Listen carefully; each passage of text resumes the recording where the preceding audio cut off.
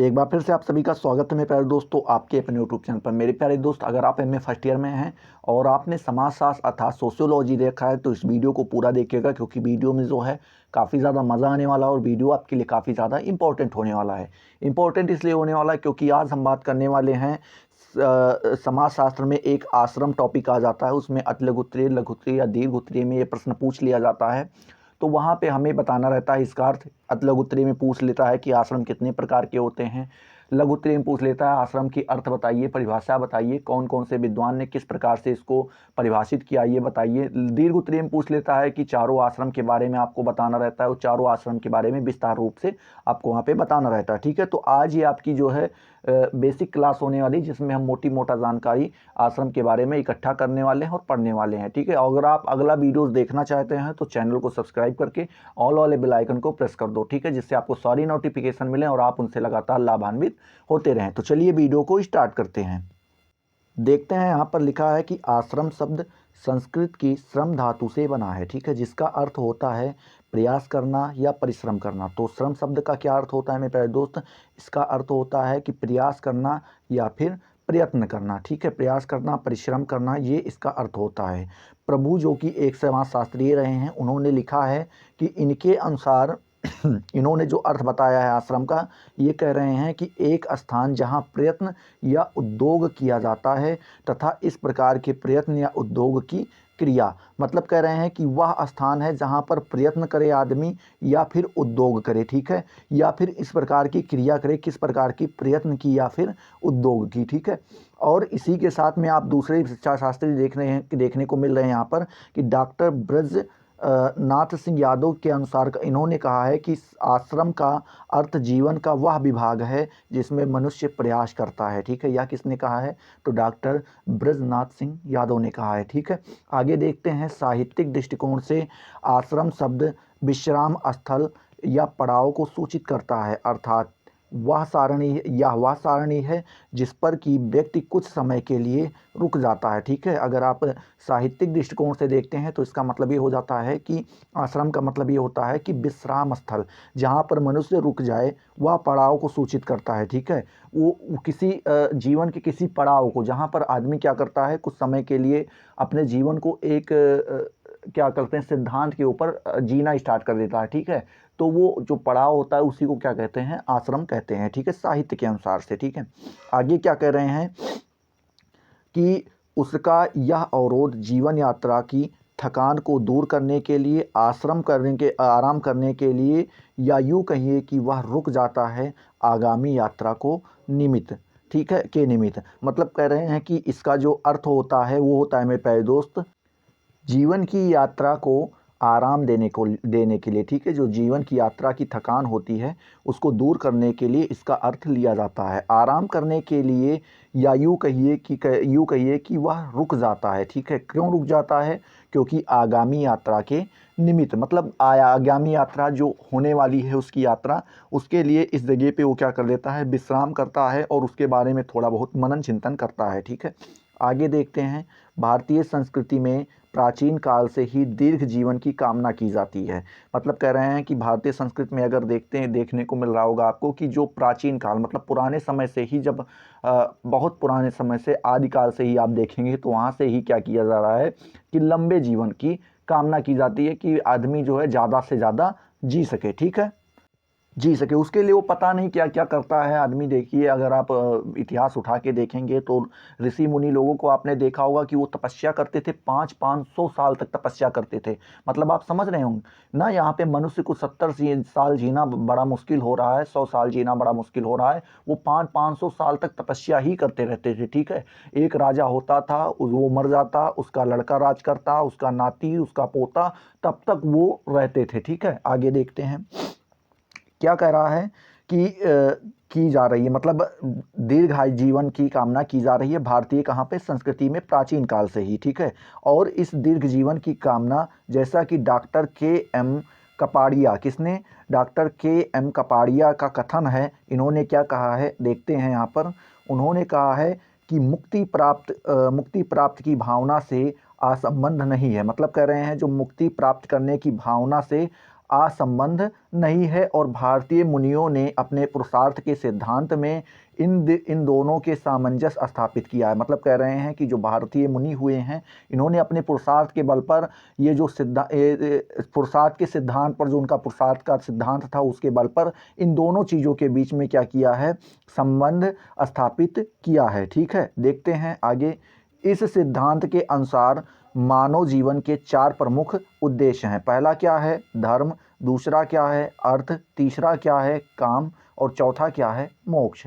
मोक्ष या मुक्ति। ठीक है, मोक्ष जिसे मोक्ष कहते हैं, उसको एक भाषा में मुक्ति भी कहते हैं। मतलब भाषा क्या है, इसी की पर्यायवाची है कि प्राप्ति मानव जीवन की परम एवं चरम लक्ष्य है। मतलब कह रहे हैं कि सबसे लास्ट में आता है और ये परम लक्ष्य है और चरम भी लक्ष्य है। इसके बाद मनुष्य का कोई लक्ष्य नहीं रह जाता है। ठीक है, कह रहे हैं अर्थ और काम उस लक्ष्य तक पहुंचने का साधन है। मतलब कह रहे हैं जो ये अर्थ है और ये काम है, अगर आप मुक्ति तक पहुंचना चाहते हैं तो आपको ये साधन के रूप में दिखाई पड़ता है। और उस पथ पर मानव को सही दिशा से परिचालित करने के लिए धर्म एक सहारा है। मतलब कह रहे हैं कि जो मानव है उसको सही से चलने के लिए, जैसे अगर आप मान लीजिए मार्केट जाते हैं तो आप बिना इधर उधर अपने ध्यान को भटकाए हुए सीधा मार्केट की ओर चलें, तो उसके लिए आपको क्या करना पड़ता है, धर्म का सहारा लेना पड़ता है। ठीक है, आगे देखते हैं। संक्षेप में यही पुरुषार्थ का सिद्धांत है जो कि हिंदू आश्रम व्यवस्था में प्रत्यक्ष रूप से अभिव्यक्त है। मतलब क्या कह रहे हैं कि जो कि हिंदू जीवन में क्या कह रहा है कि व्यवस्था में प्रत्यक्ष रूप से अभिव्यक्त है। इस व्यवस्था के अंतर्गत जीवन को 4 आश्रम कौन कौन से, ब्रह्मचर्य आश्रम, गृहस्थ आश्रम, वनाप्रस्थ आश्रम एवं संन्यास में बांटा गया है। ब्रह्मचर्य आश्रम, गृहस्थ आश्रम, वनाप्रस्थ आश्रम, वानप्रस्थ आश्रम और संन्यास में बांटा गया है। ठीक है, उसके बाद कह रहे हैं ब्रह्मचर्य में धर्म का ज्ञान होता है, गृहस्थ में अर्थ और काम संबंधित उद्देश्यों की प्राप्ति होती है, और वानप्रस्थ आश्रम में अंतिम लक्ष्य मोक्ष की प्राप्ति के लिए आवश्यक तैयारी की जाती है। और संन्यास में मोक्ष की प्राप्ति या परम गति को प्राप्त करना व्यक्ति के लिए संभव होता है। मतलब इसी में आदमी का पूरा जीवन ब्रह्मचर्य आश्रम से ही स्टार्ट होता है और लास्ट में जब वो संन्यास आश्रम में पहुंचता है तो वहां तक उसका जीवन क्या हो चुका होता है, समाप्त हो चुका होता है। ठीक है, इस रूप में कहा जा सकता है कि आश्रम व्यवस्था वह साधन है या योजना है, ठीक है, जिसके द्वारा पुरुषार्थ या जीवन के मुख्य उद्देश्यों की प्राप्ति सरल व संभव है। मतलब कह रहे हैं कि जो आप कह सकते हैं, इस रूप में आप कह सकते हैं कि आश्रम व्यवस्था वह साधन या फिर योजना है, जो ये आश्रम में बांटा गया है पूरे जीवन को, तो या वो साधन है या फिर ये योजना है जिसके द्वारा पुरुषार्थ या जीवन के मुख्य उद्देश्य, पुरुषार्थ और जीवन का जो है मुख्य उद्देश्य क्या है, मोक्ष है ना, तो मोक्ष की प्राप्ति सरल व संभव है। मतलब कह रहे हैं अगर आप इन चीज़ों का पालन करते हैं तो आप मोक्ष की प्राप्ति आपके लिए सरल हो जाएगी और आपको ये चीज़ें संभव लगने लगेंगी। ठीक है, इन 4 आश्रमों का विवरण निम्नवत है। मतलब यहाँ पे एक एक करके बताया गया है, तो हम देख लेते हैं पहले ब्रह्मचर्य आश्रम। ठीक है, क्या देखते हैं, ब्रह्मचर्य आश्रम। मनु के अनुसार ब्राह्मण, क्षत्रिय, वैश्य एवं शूद्र सभी मूलतः शूद्र के रूप में जन्म लेते हैं। मतलब कह रहे हैं कि अगर मनु के अनुसार हम देखें तो चाहे वो ब्राह्मण का बच्चा हो, चाहे क्षत्रिय का हो, चाहे शूद्र का हो, किसी का भी हो, चाहे वैश्य का हो, तो वो जब जन्म लेता है तो वो मूल रूप से क्या रहता है, एक शूद्र रहता है। ठीक है, जब जन्म लेता है। इसके पश्चात संस्कारात द्विज उत्तेज, अर्थात धार्मिक संस्कारों द्वारा ही द्विज बनता है। द्विज का मतलब होता है कि 2, पहले तो वो शूद्र के रूप में पैदा होता है, तो जैसे ही उसका संस्कार होता है, जैसे आप देखते होंगे कि हिंदुओं वगैरह में अगर शादी होती है, ठीक है, तो वहाँ पे जनेऊ करवाया जाता है। अगर ब्राह्मण वगैरह में अक्सर करके करवाया जाता है, तो वहाँ पे जो आप जनेऊ देखते हैं तो वहाँ से उनकी क्या की जाती है, पहचान की जाती है। वहाँ से क्या करते हैं, दूसरे गोत्र में जाते हैं, दूसरे उसमें जाति में जाते हैं। ठीक है, यह मनु का मानना है। अर्थात जब ब्राह्मण, क्षत्रिय, वैश्य, ठीक है, क्या कह रहे हैं, जब ब्राह्मण, क्षत्रिय, वैश्य कुछ संस्कारों को पूरा करते हैं तभी वे द्विज कहलाते हैं। ठीक है, तो इसका मतलब यही हुआ कि जब ब्राह्मण हो या क्षत्रिय हो या वैश्य हो, कुछ ऐसे संस्कार होते हैं, जब उनको वो पूरा करते हैं तभी ये क्या कहलाते हैं, द्विज कहलाते हैं। इन संस्कारों की दीक्षा संस्कार सबसे महत्वपूर्ण है। मतलब कह रहे हैं कि इन संस्कारों में दीक्षा संस्कार जो है वो क्या है, सबसे इम्पोर्टेंट है। इस दीक्षा के बाद व्यक्ति शिक्षा प्राप्त करने के योग्य बनता है। मतलब कह रहे हैं जब ये दीक्षा संस्कार हो जाता है तो उसके बाद जो है व्यक्ति क्या करता है, शिक्षा प्राप्त करने के योग्य हो जाता है। मतलब अब उसको शिक्षा दी जाएगी। आगे क्या कह रहा है, जिसकी शिक्षा दीक्षा नहीं हो सकती वह शूद्र ही रह जाता है। मतलब कह रहा है जिसकी शिक्षा दीक्षा नहीं हो सकती, जिसकी दीक्षा संस्कार न करवाया जा रहा हो, जिसको शिक्षा नहीं दी जा रही हो, वो शूद्र ही बना रह जाता है, चाहे जिस जाति में, चाहे जिस कुल में वो पैदा हुआ हो। ठीक है। जिस स्थिति में या अवस्था में व्यक्ति शिक्षा दीक्षा प्राप्त करता है उसी को ब्रह्मचर्य आश्रम कहते हैं। ठीक है। मतलब कह रहे हैं जिस जो स्थिति होती है मनुष्य की जिसमें वो शिक्षा दीक्षा प्राप्त करता है तो उसी को क्या कहते हैं, ब्रह्मचर्य आश्रम कहते हैं। ब्रह्मचर्य शब्द दो शब्दों से मिलकर बना है। पहला कौन सा, ब्रह्म, तथा दूसरा कौन सा, चर्य। ठीक है। ब्रह्म का अर्थ होता है महान तथा चर्य शब्द का अर्थ है विचरण करना। ठीक है।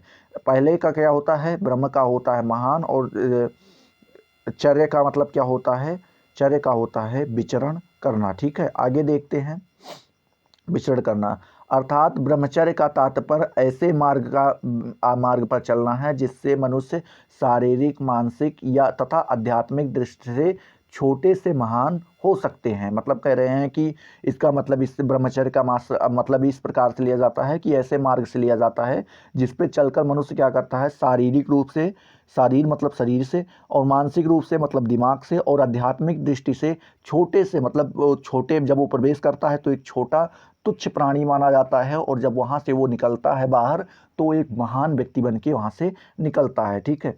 कुछ लोग ब्रह्मचर्य का अर्थ केवल लैंगिक संयम समझते हैं। ठीक है। मतलब कह रहे हैं कुछ लोग ऐसे होते हैं जो इसका अर्थ समझते हैं कि आदमी जो फिजिकल ना हो उसी को ब्रह्मचर्य माना जाता है, लेकिन पर ऐसा है नहीं। ठीक है। परंतु यह तो ब्रह्मचर्य का एक सिर्फ पहलू है। मतलब क्या कह रहे हैं, ये केवल एक पहलू है, पूरा अभी उसमें बहुत सारी चीज़ें आती हैं।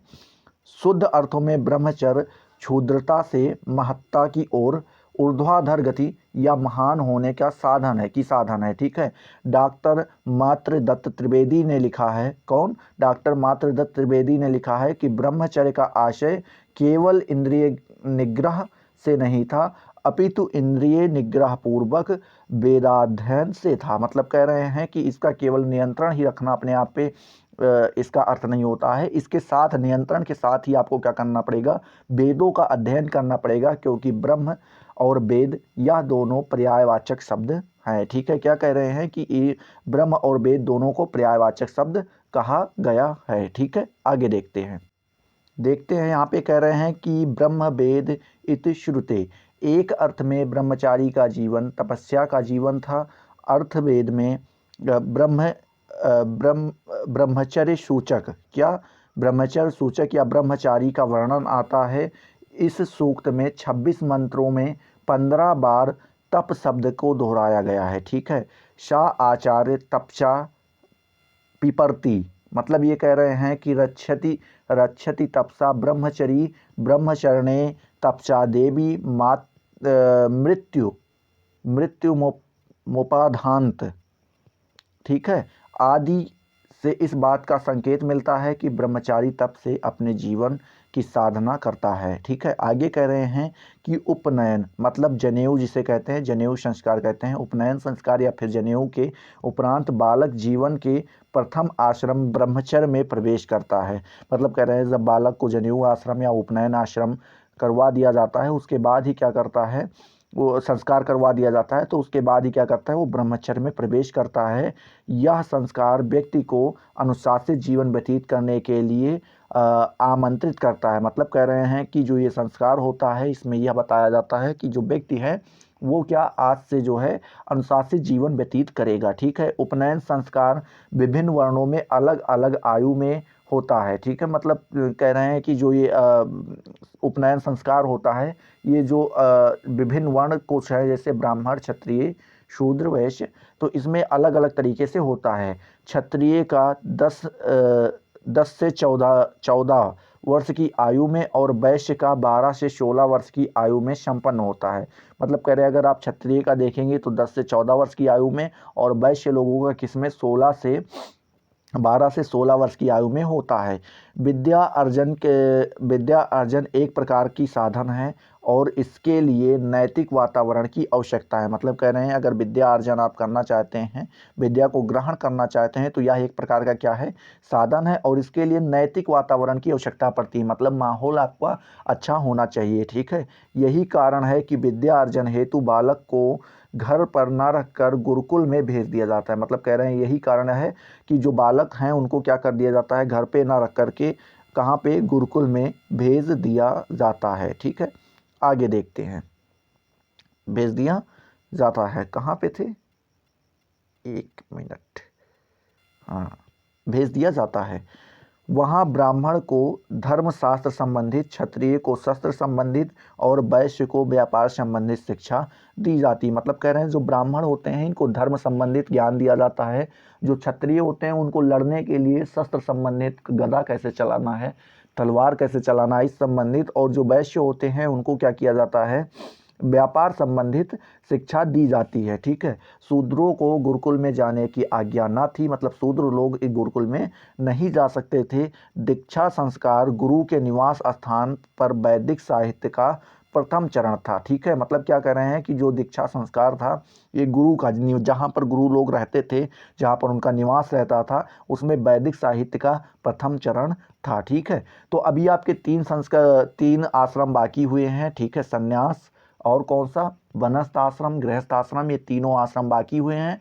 इनको भी अगली क्लास में कवर कर लिया जाएगा। तबीयत अभी थोड़ा बहुत सही नहीं है, खांसी वगैरह आती रहती है, तो अभी सही से अभी ध्यान भी नहीं लग पा रहा है पढ़ाने में, तो अपने हिसाब से आप लोग देख लीजिएगा। ठीक है, तो अभी क्लासें चलती रहेंगी, बस थोड़ा जैसे तबीयत अच्छी होती है, तो शादी वगैरह भी थी, तो इसी में जो है थोड़ा बहुत बिजी थे।